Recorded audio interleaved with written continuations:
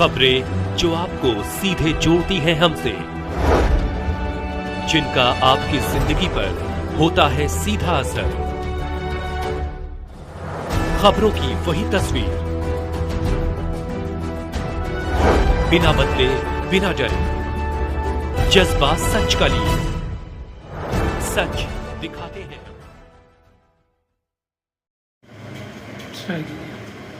मैं गोपाल पोदार पत्रकार, झोकरा पोदार टोला तारपुर समस्तीपुर बिहार चलकर 6 में इंद्रप्रस्थ अर्थात दिल्ली पहुँचा। इंद्रप्रस्थ की भूमि को नमन करता हूँ। इसी भूमि से पूरा भारत देश संचालित हो रहा है। मैं आज कोई शिकायत नहीं करना चाहूँगा। सब कुछ अच्छा है, अच्छा रहे।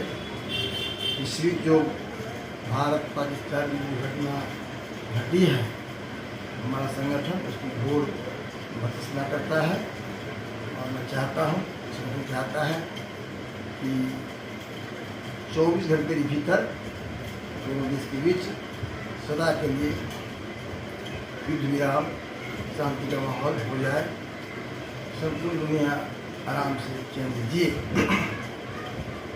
मैं शुक्रगुजार हूँ हरियाणा के पत्रकार संघ के अध्यक्ष श्रीमान आर पी वशिष्ठ जी का, श्रीमान सचिन शर्मा जी का, श्रीमती संगीता गौड़ जी का, श्रीमान नीरज दत्त गौड़ जी का, श्रीमान डी.एल. तिवारी जी का, श्रीमान राजकुमार प्रसाद जी का और भी श्रीमान हरिंद्र कौशल जी का। आज मैं यहाँ पहुँचा हूँ, इसमें इन लोग अहम योगदान है। हम काफ़ी चर्चा नहीं करना चाहेंगे। हम जो दिल्ली आए हैं उसके पीछे उद्देश्य हमारा ये है कि हम 2 दिसंबर 24 सिवान गए थे, जहाँ सिवान की इंदिरा देवी में भारत के प्रथम राष्ट्रपति जी का जन्म हुआ था। हम वहाँ अखंड भारत वैदिक पत्रकार महासंघ में न्यास के राष्ट्रीय संस्थापक राष्ट्रीय अध्यक्ष के हैसियत से मैं यहाँ गया था 2 दिसंबर को, और 3 दिसंबर को नरेंद्र राव का जहाँ जन्म हुआ भारत के प्रधानमंत्री का, वहाँ मैंने एक बैठक करके 2 सूत्री प्रस्ताव पारित करके राष्ट्रपति महोदया के भेजा, प्रधानमंत्री को भेजा।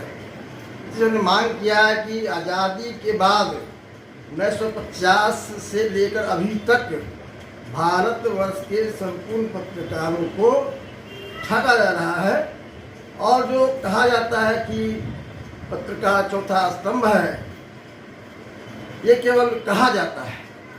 भारत के संविधान में इस वाक्य में कहीं यह नहीं लिखा हुआ है कि भारतवर्ष का पत्रकार प्रजातंत्र का चौथा स्तंभ है, ये नहीं लिखा हुआ है। और हमने ये मांग किया है आदरणीय राष्ट्रपति द्रौपदी मुर्मू जी से कि भारत के संविधान में ये लिखवाया जाए कि भारत का संपूर्ण पत्रकार समाज भारत के प्रजातंत्र का चौथा स्तंभ है।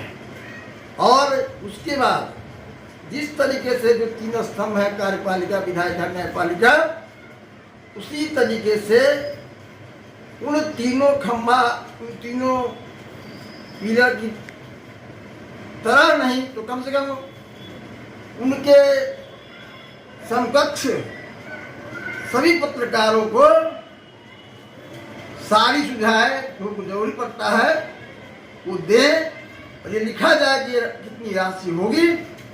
और मैंने कहा तत्काल 50,000 रुपये प्रति माह पत्रकारों को दिया जाए।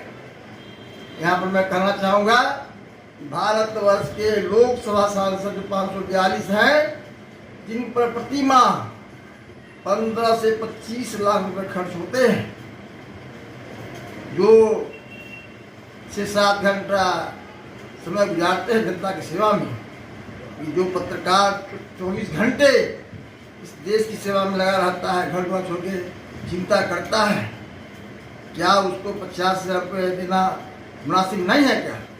मैं मांग करता हूँ कि जब तक संविधान में यह नहीं लिखा जाता है तत्काल भारत सरकार भारतवर्ष के सभी पत्रकारों को 50,000 रुपया देना शुरू करे और यथाशीघ्र भारत के संविधान में लिखा जाए कि पत्रकार पत्रकारिता स्तंभ है और कार्यपालिका विधायिका न्यायपालिका के समकक्ष ही संपूर्ण पत्रकार समाज को सारी जरूरतों की सुविधा दी जाए।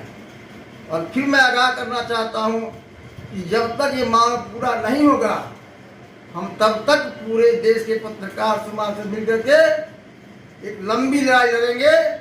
जिस तरह इस देश को आज़ादी प्राप्त करने में लंबी लड़ाई लड़नी पड़ी थी, हम उससे भी ऐसी लंबी लड़ाई लड़ने के लिए तैयार हैं।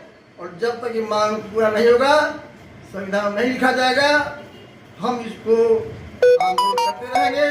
और यह आंदोलन ऐसा आंदोलन होगा जिससे किसी ही प्रकार का न तो जनता को परेशानी होगी न ही सरकार को कोई परेशानी होगी। और हम आंदोलन करते रहेंगे। इसी कड़ी में मैं दिल्ली आया हूँ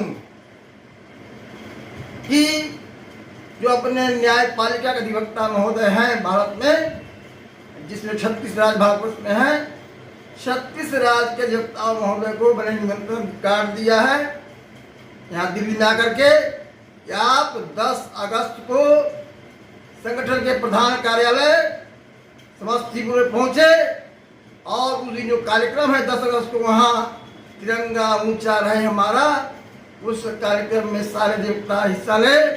और 15 अगस्त 25 को जब नरेंद्र मोदी जी आदरणीय नरेंद्र मोदी जी लाल किले के प्राचीर से देश को संबोधित करेंगे, उस समय आदरणीय नरेंद्र मोदी जी घोषणा करें कि अखंड भारत में पत्रकार महासंघ ने जो मांग किया है इसमें लिखा जाएगा, उसका हम समर्थन करते हैं, ऐसा नरेंद्र मोदी जी बोले। और इसी बात को कहलवाने के लिए हम दिल्ली आए हैं। हमने भारत के सभी 36 राज्य के अधिवक्ताओं से आग्रह किया है कि आप प्रधान कार्यालय में 10 अगस्त को आए, तिरंगा ऊंचा रहे हमारे कार्यक्रम में। इसी वजह से दिल्ली आया हूँ। और एक बार फिर मैं आप सबको विश्वास देना चाहता हूँ, यह मांग पूरी करा के रहेंगे, संविधान लिखा के रहेंगे।